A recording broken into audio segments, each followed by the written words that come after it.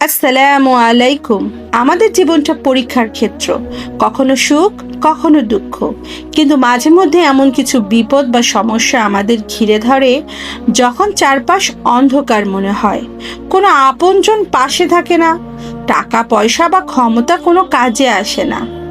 এমন কঠিন সময় আমরা হতাশ হয়ে পড়ি, কিন্তু মুমিন কখনো হতাশ হয় না, কারণ আমাদের আছে মহান আল্লাহ তাআলা। আজ আমি আপনাদের এমন একটি আমলের কথা বলবো যা বিশ্বাস নিয়ে করতে পারলে আল্লাহর অদেখা বা গায়েবী সাহায্য অনুভব করবেন। যত বড় দুর্ঘটনাই হোক বা যত বড় বিপদই হোক, আল্লাহ চাইলে মুহূর্তেই তা দূর করে দিতে পারেন। আমি খুবই দুঃখিত যে অন্যান্য অনেকের ভিডিওর মতো আপনাদের কথা দিতে পারলাম না যে আমলটি করার 1 ঘন্টার মধ্যেই আপনার সব সমস্যার সমাধান হয়ে যাবে, কারণ আমি মনে করি এ ধরনের কোনো কথা আমরা দিতে পারি না। মহান আল্লাহ তাআলা ভালো জানেন তিনি কখন আমাকে তা দিবেন। তবে অবশ্যই আল্লাহর উপর বিশ্বাস করে এই আমলটি যদি করা যায়, নিশ্চয়ই আপনি গায়েবী সাহায্য পাবেন। আমলটি শুরু করার আগে আপনাদের একটি বিশেষ অনুরোধ করতে চাই। আমরা জানি না কার অন্তরে আল্লাহ কি রেখেছেন বা আল্লাহ কার অন্তরের কতটা কাছে। ভিডিওটার কমেন্ট বক্সে আপনারা সবাই একবার আমিন লিখুন। হতে পারে আপনার বা অন্য কারোর মন থেকে বের হওয়া একটি ছোট্ট আমিন আল্লাহ কবুল করে নেবেন, আর সেই উসিলায় আপনার বা অন্য কারোর কঠিন বিপদ দূর হয়ে যাবে। সোয়াবের নিয়তে ভিডিওটি শেয়ার করে অন্যদের আমলটি জানার সুযোগ করে দিন। আমি প্রথমে কি আমল করতে হবে সেটি জানাবো, এবং পরে এই আমলটি করার সঠিক নিয়মগুলো জানাবো যে কোনটার পরে কোন আমলটি করতে হবে। প্রথমে আমলটি আমি নিয়ে বলি। এই আমলটি মূলত দুটি অত্যন্ত শক্তিশালী জিকিরের সমন্বয়ে গঠিত। প্রথমটি হলো ইয়া জিল জালালি ওয়াল ইকরাম। রাসূল সাল্লাল্লাহু আলাইহি ওয়াসাল্লাম বলেছেন, তোমরা এই দোয়াটি বেশি বেশি আঁকড়ে ধরো। এটি পাঠ করে আল্লাহর কাছে চাইলে তিনি ফিরিয়ে দেন না। দ্বিতীয়টি হলো দোয়া ইউনুস। যখন ইউনুস আলাইহিস সালাম মাছের পেটে অন্ধকার অবস্থায় ছিলেন, তখন এই দোয়ার মাধ্যমে আল্লাহ তাকে অলৌকিকভাবে উদ্ধার করেছিলেন। আল্লাহ পবিত্র কোরআনে বলেছেন, এভাবেই আমি মুমিনদের উদ্ধার করি। সুবহানাল্লাহ, কত ভালোবাসেন আমাদের আল্লাহ।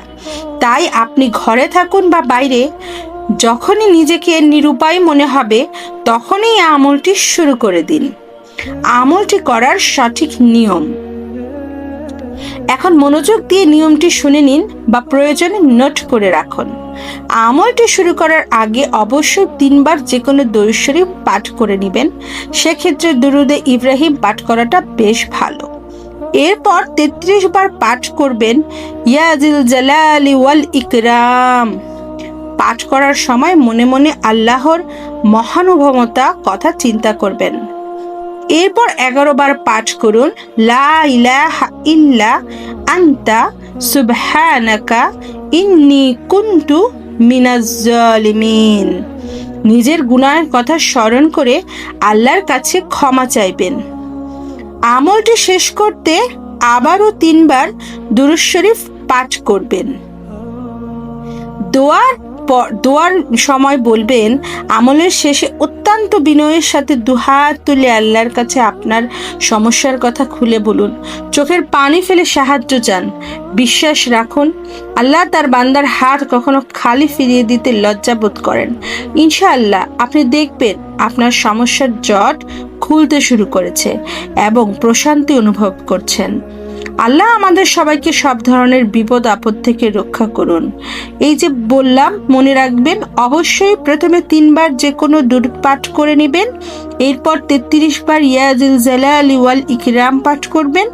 এরপরে 11 বার লা ইলাহা ইল্লা আনতা সুবহানাকা ইন্নী কুনতু মিনাজ জালিমিন পড়বেন, এবং সবশেষে আবারও 3 বার দুরূদ শরীফ পাঠ করে আল্লাহর কাছে মোনাজাত ধরবেন।